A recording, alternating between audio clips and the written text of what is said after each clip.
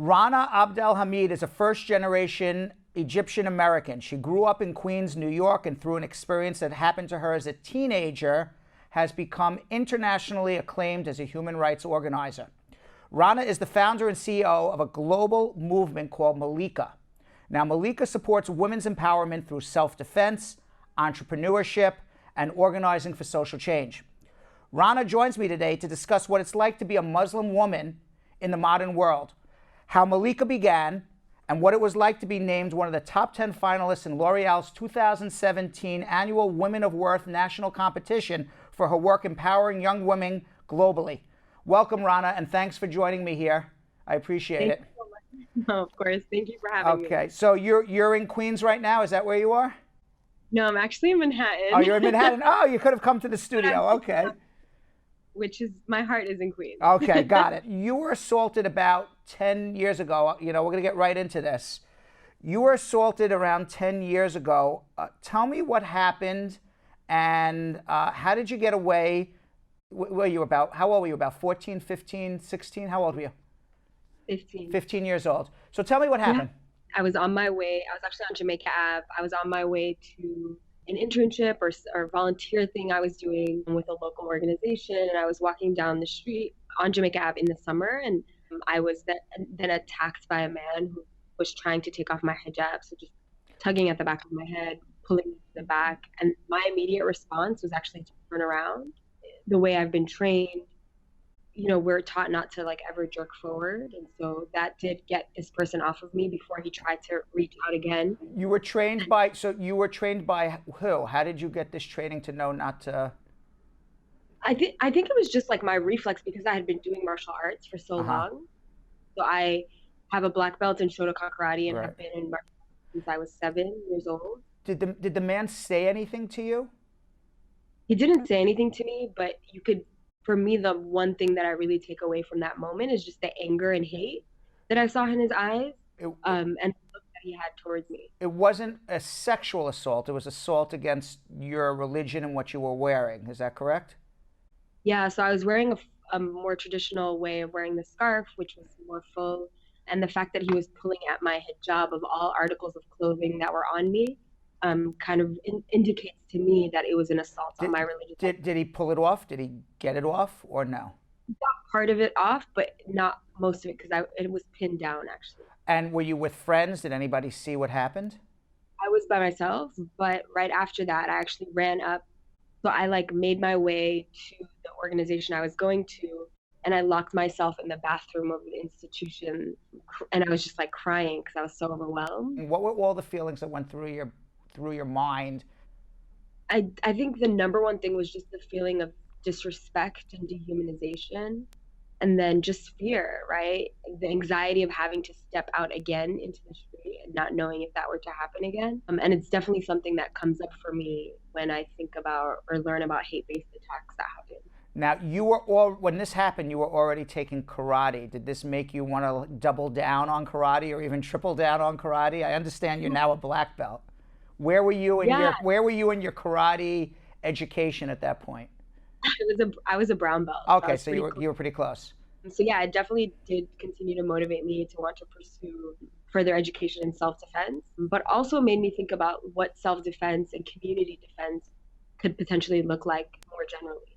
So you started, I think shortly thereafter, an organization called IMWISE or IMWISE, International Muslim Women's Initiative for Self-Empowerment. And it's kind of merged into another organization that you manage called Malikah. Can you tell me about both of these organizations? And I understand it came about as a result of this attack. How long after this attack did you say, now I'm going to do something positive, not only for myself, but for other Muslim women as well, and other minorities as well? So at the time, I had been kind of surrounded by and around different community spaces that increased my awareness of the different forms of violence. And I remember one statistic that stood out to me about my community and the violence that my community was facing was that after 9/11, hate crimes against Muslims in the United States increased by 1,600%. And that was a really shocking number to me that I had never heard before. And also it made me realize that I wasn't the only one that had experienced something like this, and that this was a more prevalent and pervasive challenge that I just didn't, at the time when I experienced it, have the language to articulate what had just happened to me. And so I started to think about ways in which I can contribute to some solution to this problem, and even just for my own healing. And so started to reach out into my community and kind of get the feel of whether or not anyone would be interested in coming to a karate class and healing space I could put this on. So it was just me teaching karate and me then creating a space where young women who were my age talked about what it meant to be a Muslim woman in Queens or in New York City at that time. So starting this karate class and what it means to be, and having, more of a self-awareness group of what it means to be a Muslim woman in post 9/11 New York. What were you trying to get out of this, not only for yourself, but for other young Muslim women? What's the ultimate goal here? Is it to protect themselves, to feel better about themselves, to identify positively as a Muslim woman, all of the above, or there's other things as well? I think it's something more fundamental. First is the need and desire to feel safe, right? Mm-hmm. So I was seeing already at a young age that Muslim women face two forms of violence, right? Like many women, but many minoritized women, it was public violence, which was the public violence that you could face as a result of a hate crime and hate-based attack, but also private forms of violence that come in the form of gender-based violence, oftentimes in domestic violence. And so I was just like, how can I create a space where we could fundamentally feel like we could bring all parts of our identity and also grapple with our identities as Muslim New Yorkers? You became a black belt in karate, so you were teaching karate, and you started, I guess, everybody as a white belt, and you taking people through the process of learning self-defense. Did you bring in professionals who knew how to facilitate these conversations, or was it just done all off your own common sense and feeling about what's going on in the world?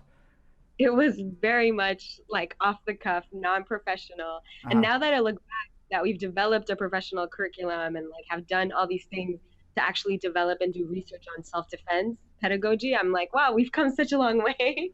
So, but it still worked. It was the reality and the ability to create a space where all women can come together and just have a conversation. Have women come to you and said, this changed my life, or this changed my outlook? Tell me some of the responses you've gotten from your programs.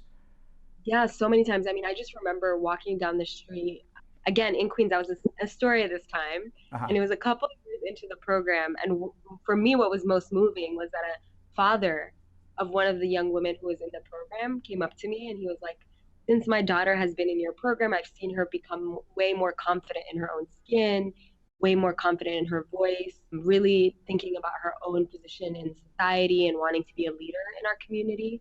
And I thought that for me was really beautiful, because I obviously hear it from a lot of young women all the time, but for parents to recognize that change in their daughters, especially because sometimes parents can be resistant to putting their daughters in a class like this, right? Especially coming from more conservative backgrounds. So that was really beautiful for me. The organization's called Malikah, and it's an Arabic word, and I don't know Arabic, so what does that mean? So Malikah it means queen, beauty, or power in 8 different languages. In which languages? Swahili, in Urdu, in Uzbek, there's a Chinese dialect where it means beauty, wow. Power. So how big is Malikah now? I mean, are you 100 people, 1,000 people, 10,000 people? How many people in this organization? So we're a leadership team of about 40 people, and we're present in 5 cities across the country. And we have young women who come in and out of our program. So we've probably had a couple of thousand women who've been, maybe like 4,000 women who've been through our programs at this point. And we don't just focus on Muslim women. We do programs broadly for all women. And does someone have to go through a training course to actually, lead one of these programs? What's involved in that? Do you have to go through the program first, I assume? Yeah, so a lot of our trainers have actually been through our programs before. It's not a requirement, but we do highly recommend it. And then we do have a train-the-trainer model.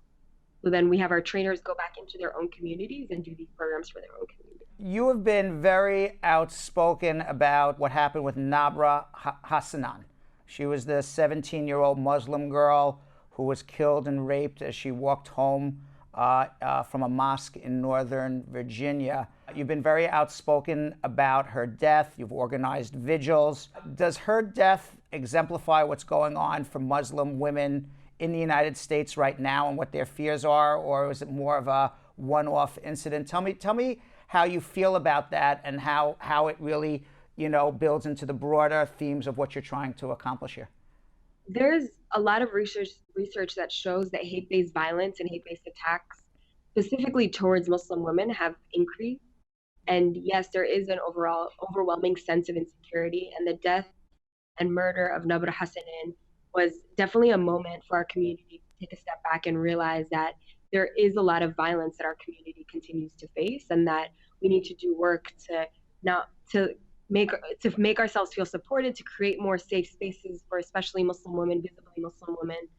But at the same time, I think this isn't the whole overall narrative of Muslim women in this country. I mean, we just elected 2 Muslim women to Congress, and we see Muslim women changing the face of different types of industries, from fashion to politics to art, and it's really, really inspiring. So I think in the face of that violence, there's a lot of beauty that's also happening. Do you see, because of the rhetoric that comes from the Trump administration, Donald Trump particularly, about Muslims, that people who had previously had negative thoughts about Muslims really kind of kept it inwardly and kind of in their basement or in their inner being? It's now they feeling more free to express hatred, which is obvious not only for Muslims but many minorities and many religious minorities as well. What is your group doing, if anything, to kind of combat what's going on out of Washington right now? Yeah, so 100%. I think the increase in this violent rhetoric has a direct impact on the actual violence that our communities are facing. And so after the election, I actually received mail and text messages and email from groups across the country, not just Muslim, LGBTQ, Jewish groups, Black, Latinx groups for self-defense classes. And so this is actually why we made that shift from being just a Muslim women organization to being an organization for all kinds of women, because the demand for our services was so high across our communities. And so this is what we've been focused on, is how do we bring more of our programs to more communities feeling insecure. Have you been doing anything about gun violence? Because really, from my perspective, Donald Trump has allowed people to have a voice and project hatred and violence against minorities, whether it's religious, female, skin color. And then he has also allowed the proliferation of guns, which gives people who have violent tendencies against minorities the ability to actually carry out what they're saying. So they're using words, and then they have the means of violence by having easy access to guns. Is your organization do anything about gun violence, about gun control? Or are you really focusing more on promoting just religious tolerance? I mean, our organization is focused on building safety and power for women, right? And so we teach self-defense techniques, and we talk about gun violence within that context. And I think it's really important to remember that most gun violence victims in this country are actually women, right? It's domestic violence cases. And in my own work, I'm also on the board of Amnesty International USA, and we just released a report a couple of weeks ago and have a really robust anti-gun violence campaign. And so over the past couple of weeks, I've been meeting with anti-gun violence activists and standing in solidarity with folks who are directly impacted by gun violence to change the narrative. And we realize the harmful impacts of the gun violence and why we need to have more stringent policies. How many people are on the board of Amnesty International? That's amazing. How old are you? You're how old now? I'm 25. 25 years old, and you're on the board of directors of Amnesty International. How many people are on the board? 11. And how many are actually Muslim women under 30? None. None. How many are Muslim women? None. None. That's amazing. That is just amazing. How long have you been on Amnesty with the board? I'm going into my 3rd year. So you've been since 22 years old. Yeah, I've been wow. Wow, that's amazing. That's like a big deal, right? Is that like like a huge deal for you, right? Yeah, it's been incredible. I've learned so much and just about human rights policy, and have been able to really think through how to advocate on human rights policy in a powerful way. And I'm excited to be able to do that. Now you also started a group called Hijabs of New York. Tell me, what is this group? And explain to everybody, because we have a lot of viewers who are obviously not Muslim. Maybe they don't know what a hijab is and what the purpose of wearing a hijab is. Right. So a hijab is just a religious covering that women wear on their heads. That's the mainstream understanding of it in fashion and in modern Islamic context. Term hijab can also just symbolize modesty for women. And a lot of women have different ways to engage their own personal hijab. And it's actually for men too. So men in the Islamic context have a hijab, but it's just more visible for Muslim women because we cover our heads. It's modesty for the other people around, or it's modesty towards God, or is it a combination of the two? Yeah, so it's a physical manifestation of our modesty and devotion towards God. Right. What does the group Hijabs of New York actually do? So Hijabis of New York is meant to be a platform to change the narrative around who hijab wearing women are. There's a lot of misconceptions out there. And when I first started the page, when you looked up Muslim women, now it's different thanks to a lot of the organizing of Muslim women across this country. But when I would look up Muslim women, the only pictures that came up were women with face coverings, wearing all black.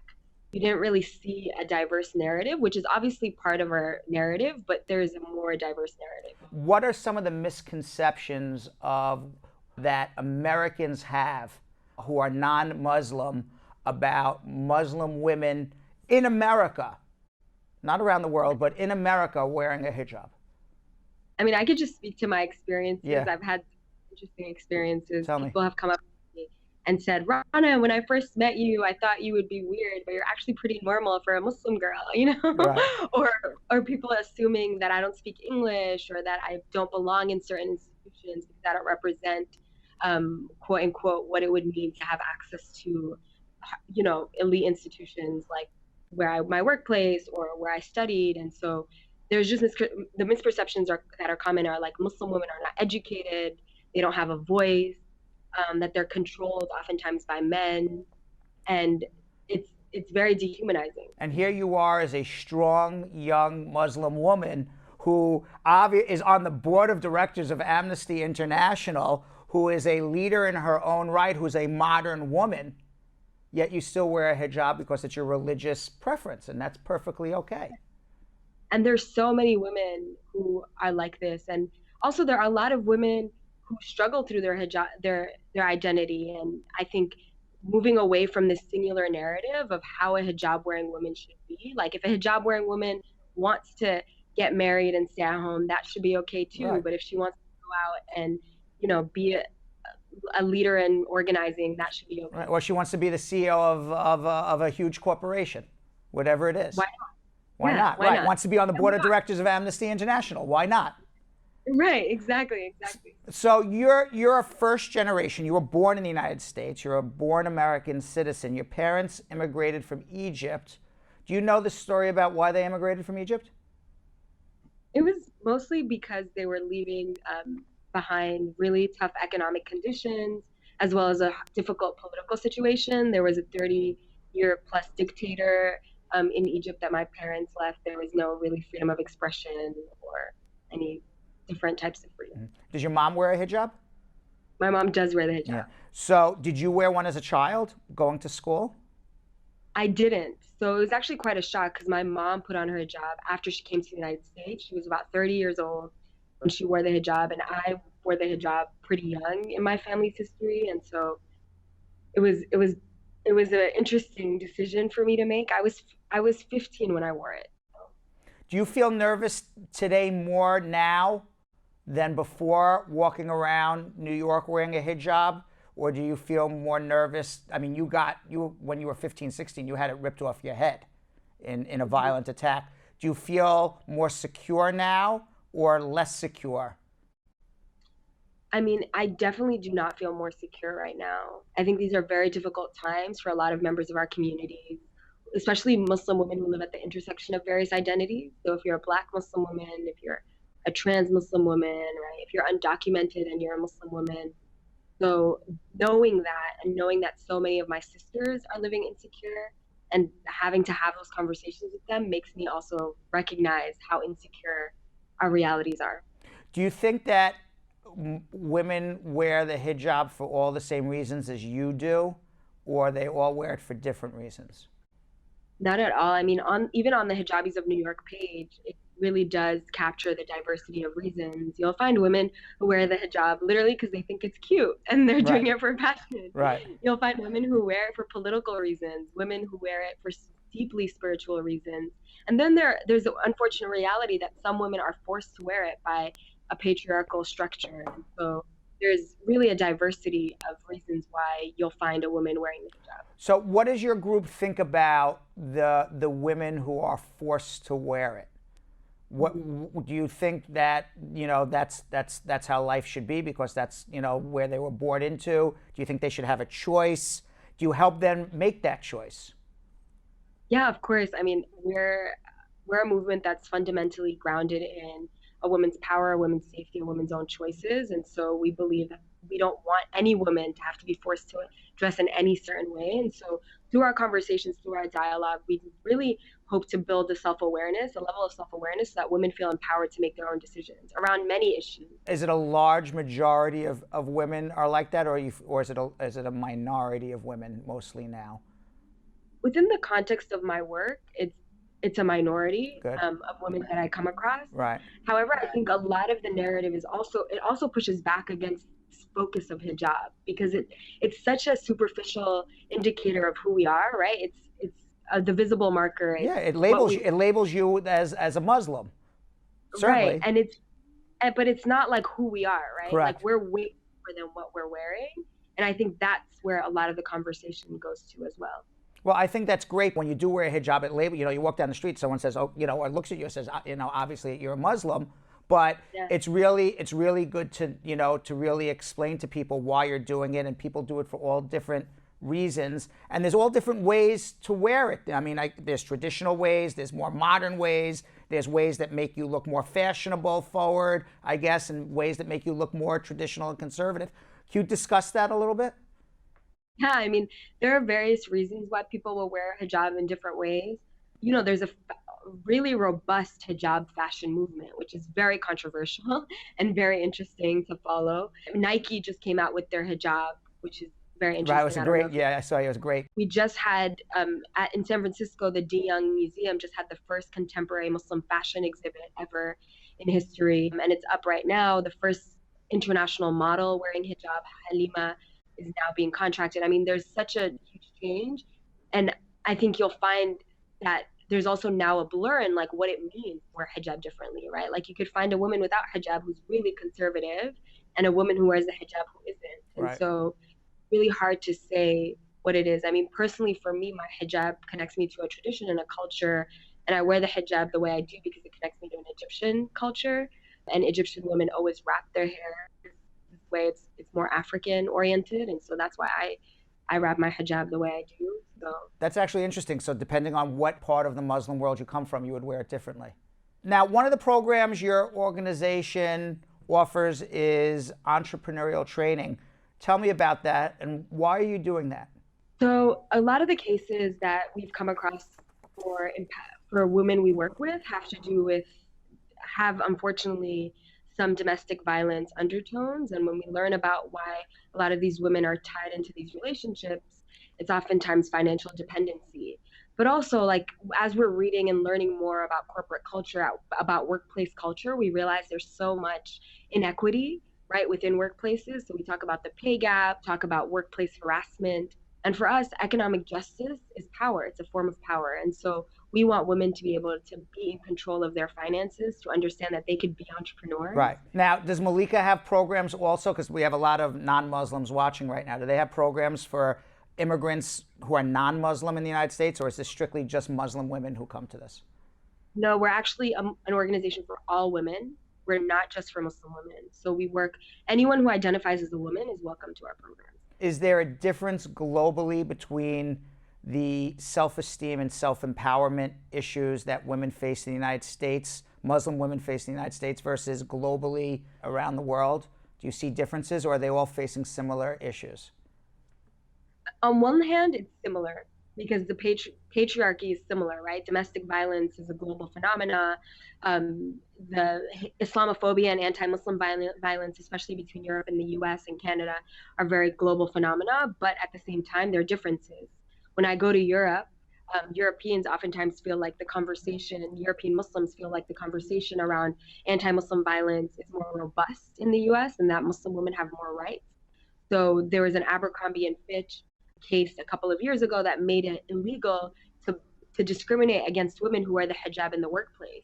Where that's a huge issue in Europe, where a lot of women are discriminated against with the hijab, and that's completely legal. Now in France, I think they actually made women take the hijab off when they went to public school. Yeah, in certain contexts, in certain Yes. districts, and it's completely legal. From my impression, you can tell me differently, that the Muslim community is more integrated here in the United States, even though you may not feel it, than in Europe, where it's really divided between Europeans and Muslims. Would you agree with that or no?